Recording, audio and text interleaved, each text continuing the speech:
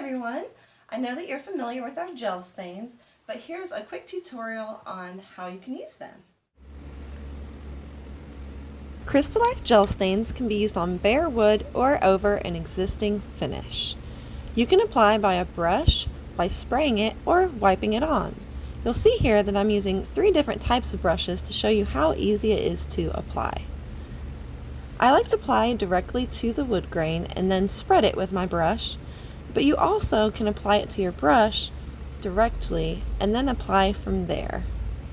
The colors I've selected here are dark oak, sapphire, and cherry.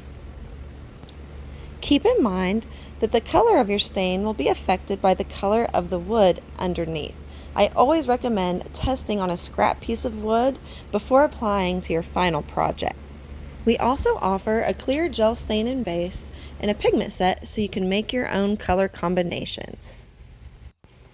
If you would like to deepen your stain color, after a 2-hour dry time wait, you can apply another coat.